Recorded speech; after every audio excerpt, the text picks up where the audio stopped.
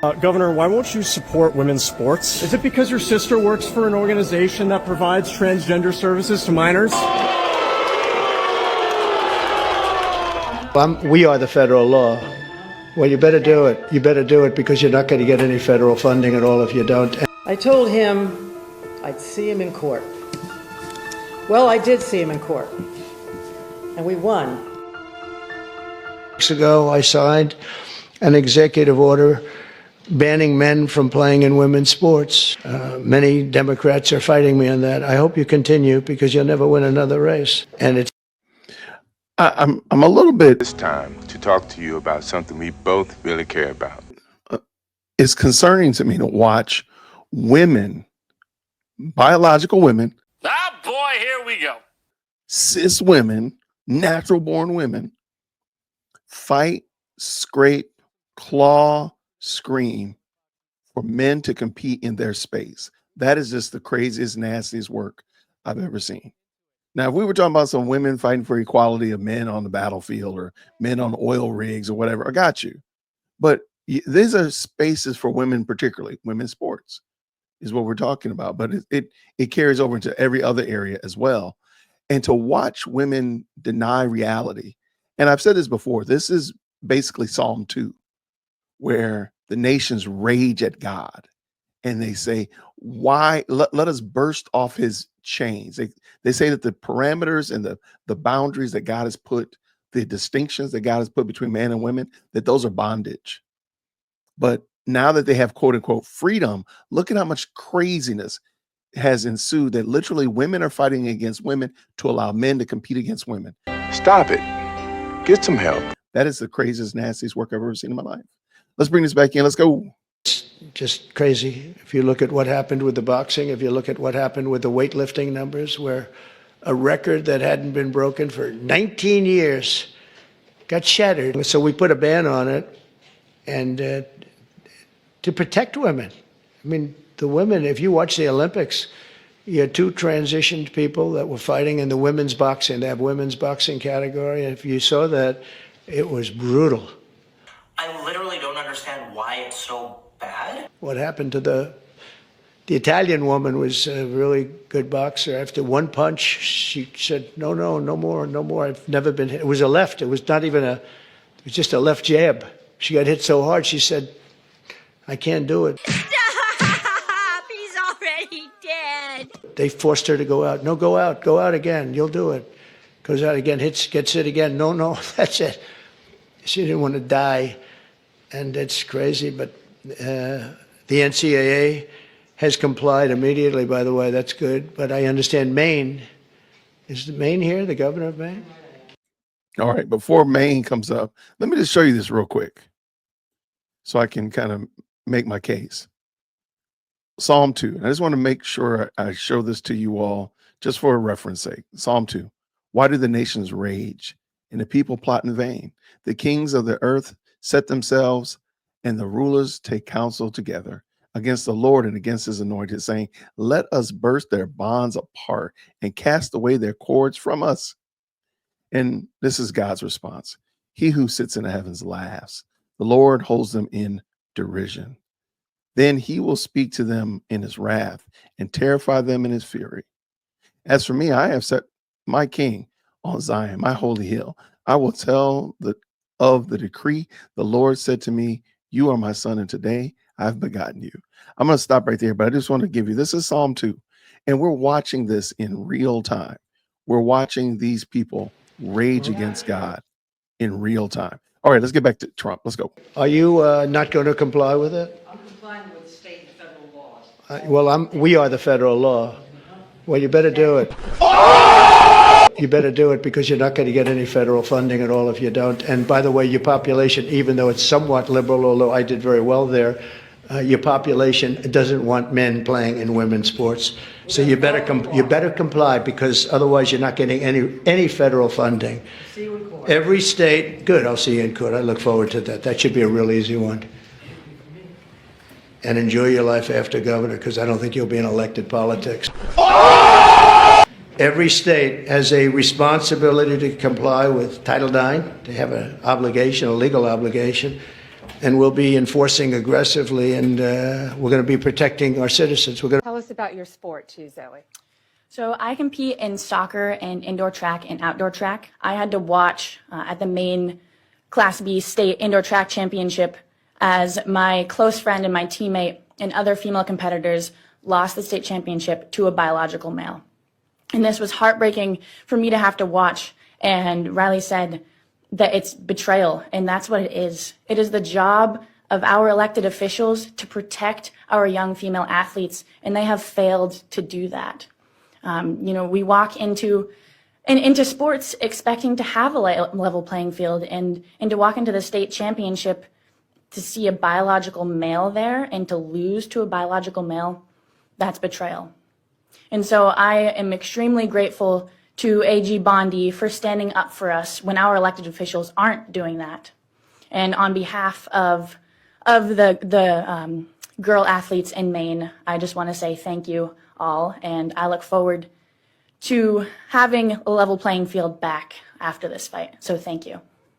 My first experience was when I was 13 years old. I was going to change for gym, and I walked into the locker room, and there was a biological male there. Whoa! Dude, that's creepy.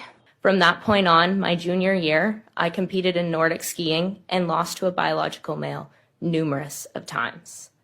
I am fighting this fight for generations to come. And the fact that our governor can look the women of our state in the eyes and say, I'm not going to fight for you, is heartbreaking, and it's betrayal, like Riley said. Can you imagine what it must be like for a young girl, maybe not out there, out in the street, she's not out there doing, clapology, to go into the locker room and have to undress in front of a boy? Ugh. Brother, ugh. That's craziness, y'all. That's abuse. Like, how is that not abuse? Again, we are raging against God's plan. We're saying, let us burst off his bonds. Let us get rid of the distinctions that God has put in play. And we're smarter than that. And look at what our wisdom has brought us. We have girls having to get undressed and the such in front of a boy in their locker room. That's, y'all, this is so gross, but this is how smart we are. We're so smart, we've become stupid. I just want to thank all these women standing behind me and President Trump for fighting for us, because even though my own governor isn't fighting for me, I know there are people out there fighting for me. Today, the Department of Justice is announcing a civil lawsuit against the Maine Department of Education. The state of Maine is discriminating against women by failing to protect women in women's sports. Pretty basic stuff. This is a violation of Title IX. The Department of Justice will not sit by when women are discriminated against in sports. This is about sports. This is also about these young women's personal safety. I've met many of these women throughout the past weeks and months, and what they have been through is horrific. We're not going out there. We don't want to be suing people. We want them to comply with the law, and that's what we're doing. We have given them opportunity, Maine, an opportunity over and over again. The Department of Education, HHS, they went and sat down with them in person, multiple meetings, and got nowhere. So now this is where we are, because they refuse to protect young women in their state. So yes, Minnesota, California, multiple states. No boy will be undressing in a girl's locker room. You got that right. Good. No boy will be walking in a woman's restroom, and no boy, when we're finished with this, will be beating young girls in sports. Yes, yes, yes, yes, yes, yes. These young women many of them have trained, since you were in elementary school for your sport? Riley, when did you start swimming? 4 years old. 4 years old. They have trained their entire lives. Some of them have lost scholarships.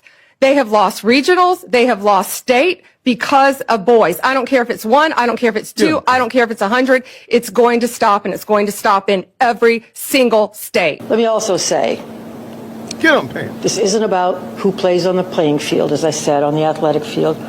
This is also a diversionary tactic. You know, in the media, that the current administration is taking a lot of heat in other courts across this country, including in the District of Columbia right now. Governor, why won't you support women's sports? Governor, why don't you support women's sports? I appreciate it if you stop body blocking me, sir. Governor, why won't you support women's sports? Is it because your sister works for an organization that provides transgender services to minors? Interesting. Governor, could you answer my question, please? Governor Janet Mills read the names this weekend at the annual Maine Moose Lottery, but she had to fight through persistent hecklers. Mills going to be the first.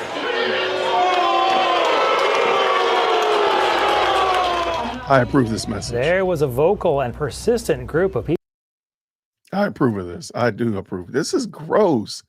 And she's an actual woman. This is crazy. This weekend's event who simply did not want to see the governor that day. They booed Governor Mills for several minutes, starting before she even took the stage. They were fired up over the state's policy on transgender kids competing in sports. At one point, a heckler yelled, "We have daughters." Mills responded with, "I have 5." Eventually, she just plowed forward with the names. We have reached out to the governor's office for a comment.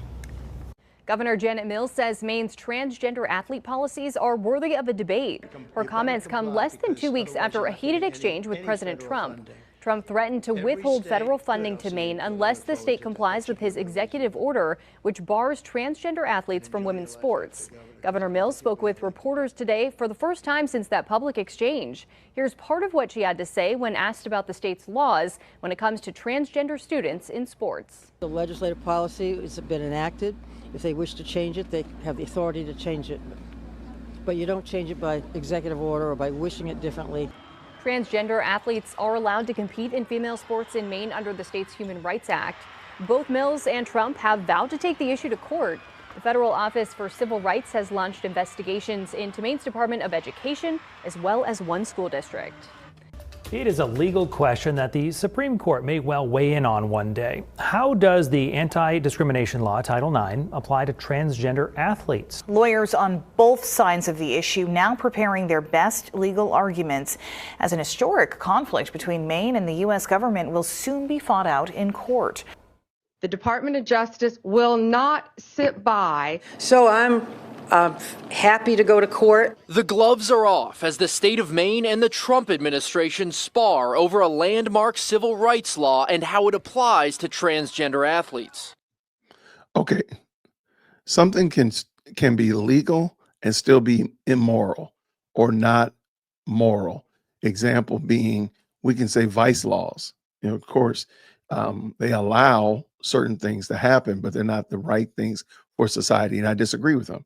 We could say like the paying for adult happy time. It's legal in laws in Nevada. I disagree with it. The devil's lettuce. It's legal in some places to smoke. In some places they choose not to criminalize it, but I disagree with it. It's still wrong.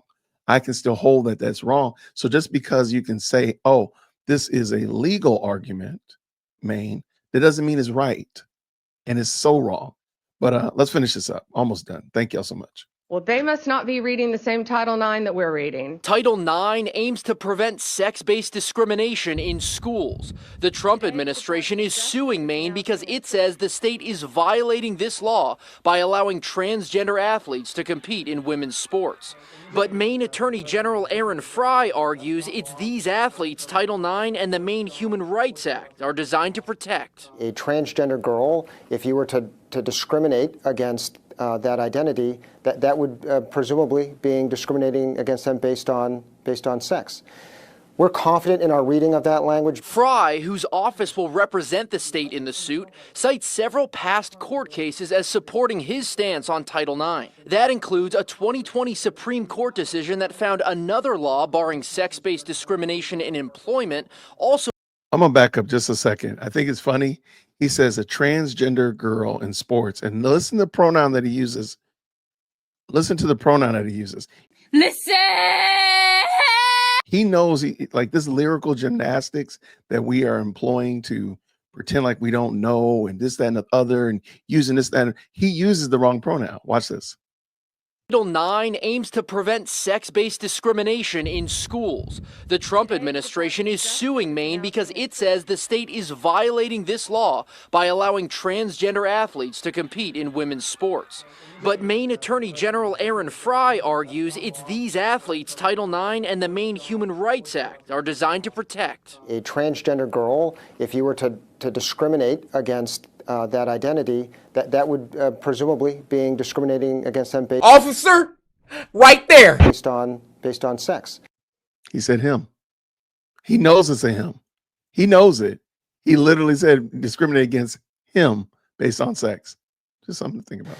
We're confident in our reading of that language. Fry, whose office will represent the state in the suit, cites several past court cases as supporting his stance on Title IX. That includes a 2020 Supreme Court decision that found another law barring sex-based discrimination in employment also offers protection for gender identity and sexual orientation. At bottom, we are doing everything we can to comply with the rule of law, which is all that we're asking the Trump administration to do.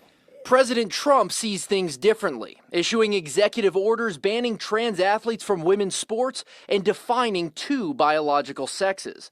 In his interpretation of Title IX, trans athletes competing with girls denies those girls the equal opportunity to participate and excel in competitive sports. Now, because there are some folks that did not win some medals, they're mad about this situation, and they're bringing up a lot of unsubstantiated risks that may be involved. If you don't like the way the law is working, change the law. Here in Maine, Republicans at the State House are heeding that advice. Representative Liz Caruso is one of several lawmakers backing bills to get Maine in line with Trump's view of Title IX. By ignoring biological reality and Title IX discrimination, the Maine policies have created chaos and discrimination. And as a Maine school district in Aroostook County voted this week to ban trans athletes from girls' sports, Fry is warning that following a president's interpretation of law over current state protections is not following the law at all. Can we expect legal action from the Attorney General's office against that school district?